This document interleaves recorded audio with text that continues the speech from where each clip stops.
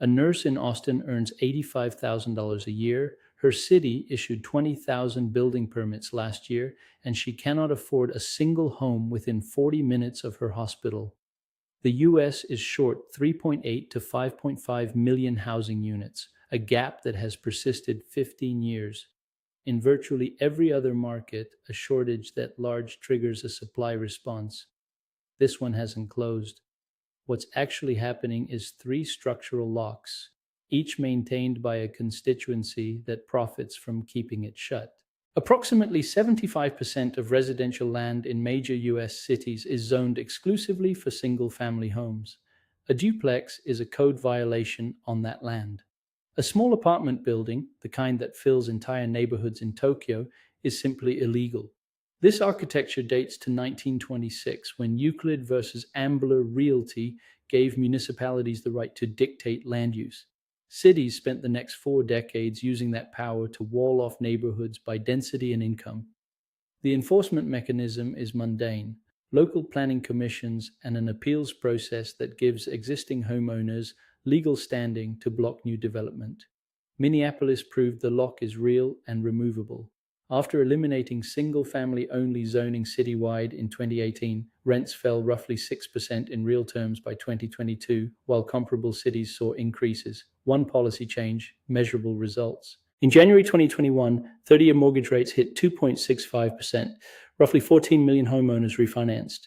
Then the Fed raised rates 525 basis points in 16 months. By October 2023, the 30-year rate was 7.79%. A $400,000 mortgage at 2.65% cost $1,610 a month.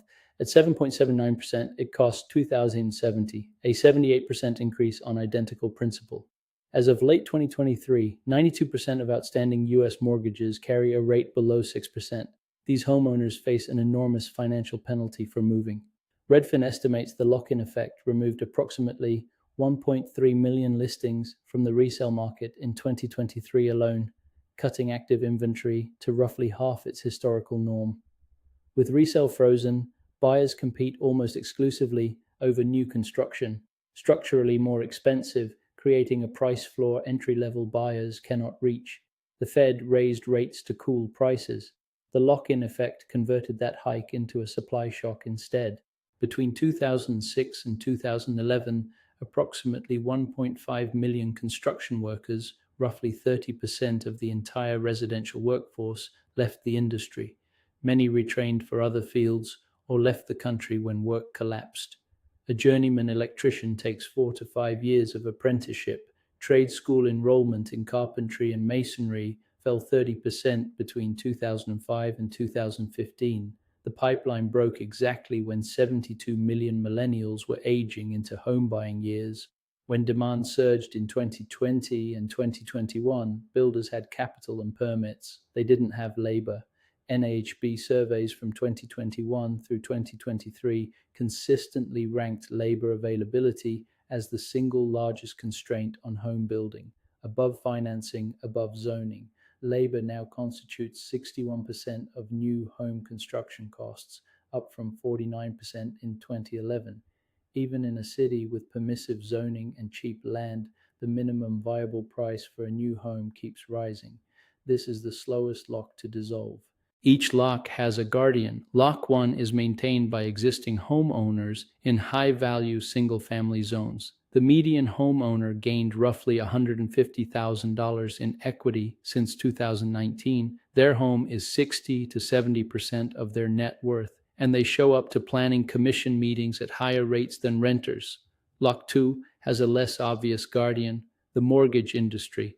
A frozen resale market creates pressure for new purchase loans at higher balances and current rates, more profitable per loan than refinances.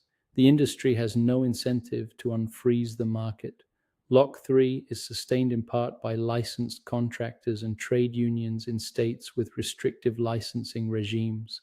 Labor scarcity is elevated wages. Barriers to new entrants protect incumbents. Each guardian has a rational individual incentive to maintain their lock. The aggregate outcome is a national price-to-income ratio of 7.4x, above 12x in San Francisco, while delivering concentrated gains to those who got there first. That's not market failure. That's a market being successfully prevented from working by people with excellent reasons to prevent it. Subscribe. We cover structural economics like this every week.